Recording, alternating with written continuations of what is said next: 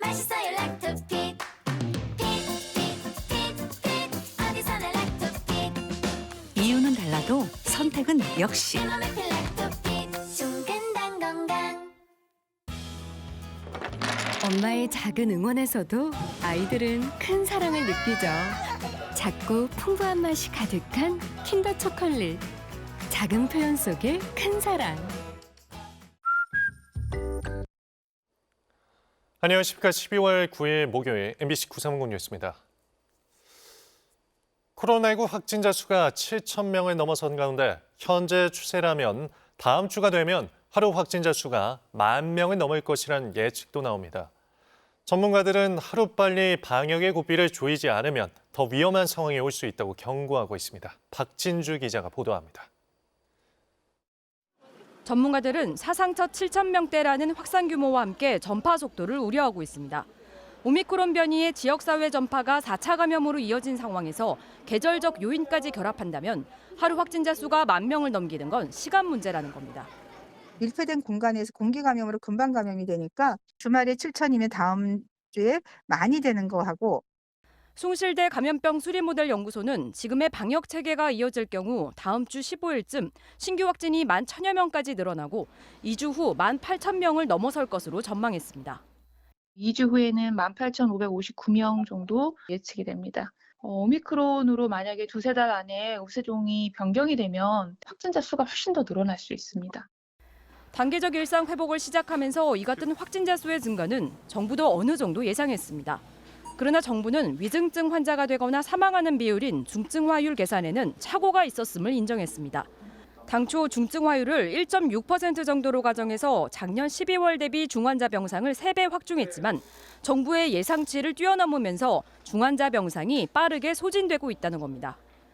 중증화율이 당초 가정했던 1.6%보다는 다소 높이 2%에서 2.5% 내외에서 지금 발생을 하고 있어서 현재 중환자실 가동률이 상당히 높아지고 있는 상황입니다.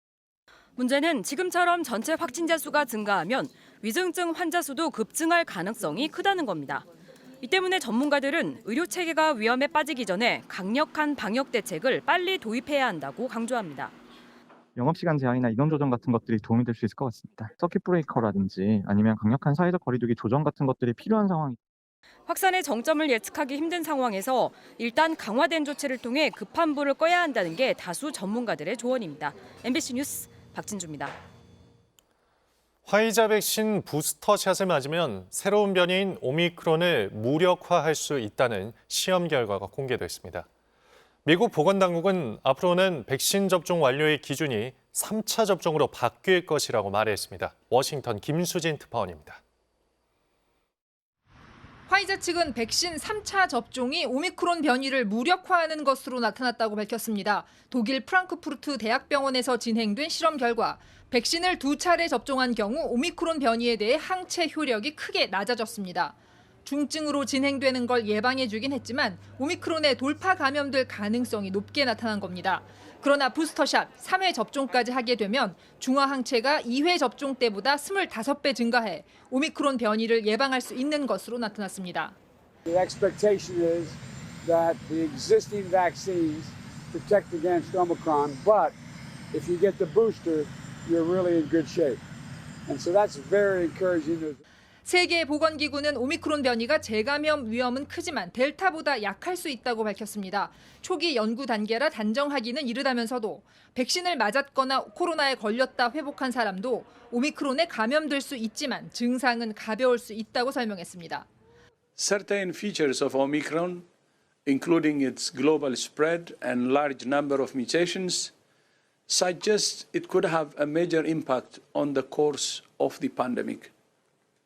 Exactly what that impact will be is still difficult to know.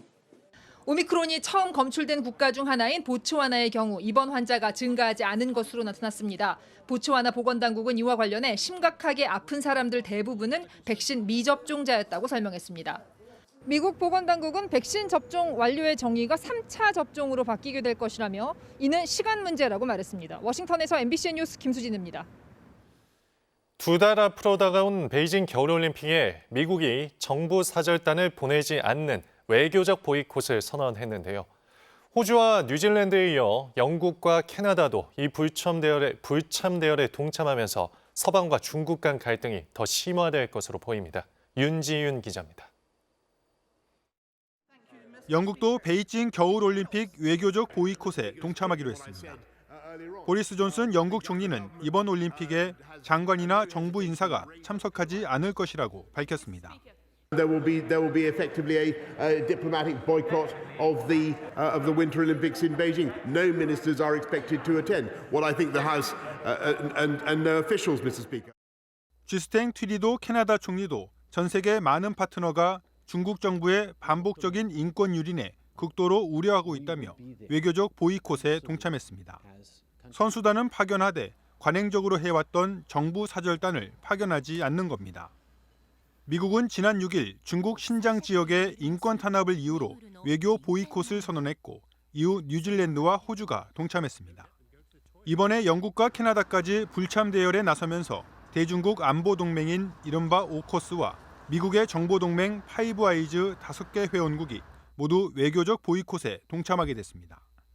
중국은 호주가 동참을 선언한 뒤 미국을 맹목적으로 추종하는 것이라며 강한 불만을 드러냈습니다.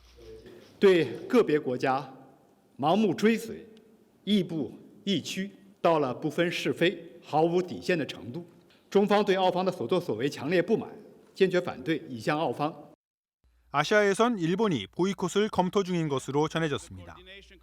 다만 올라프 숄츠 신임 독일 총리는 동참할 것이냐는 질문에 숙고하겠다고 답했고 2026년 다음 겨울올림픽 개최국인 이탈리아는 정부 대표단을 파견하겠다고 밝혔습니다. MBC 뉴스 윤지윤입니다. 더불어민주당 이재명 대선 후보는 오늘 정당혁신추진위원회 출범식에 참석해 정당과 정치혁신이란 혁신위 활동 목표와 계획을 발표합니다.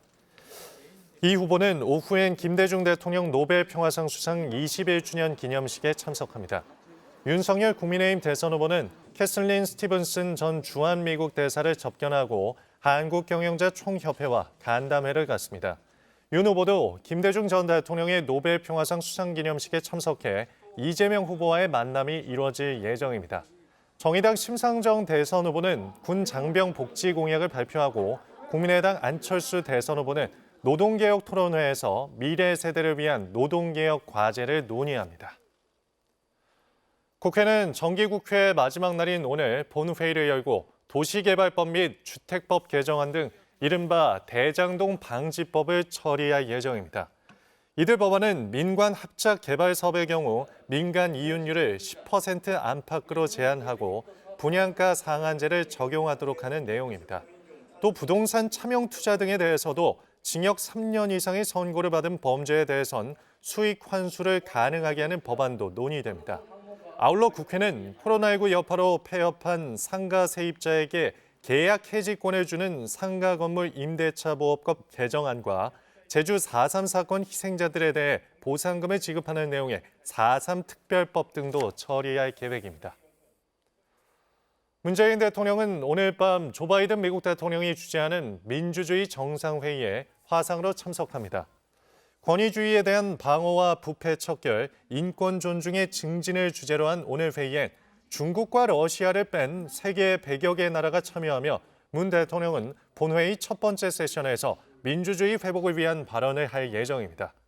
미국이 중국을 압박하기 위해 베이징 겨울올림픽 외교적 보이콧 동참을 요구할 수 있다는 전망도 나오는 가운데 청와대는 보이콧은 현재 검토하고 있지 않고 정부 대표단 참석도 결정되지 않았다고 밝혔습니다.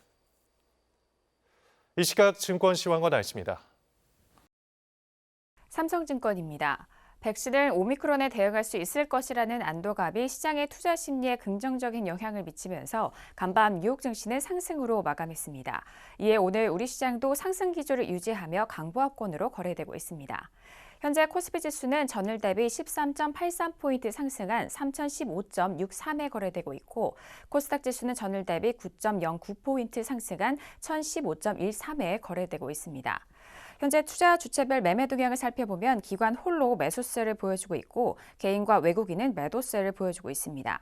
지난밤 뉴욕 증시는 오미크론 변이 바이러스의 위협이 예상보다 강하지 않을 것이라는 기대감 속에 3대 지수 모두 상승으로 마감됐습니다.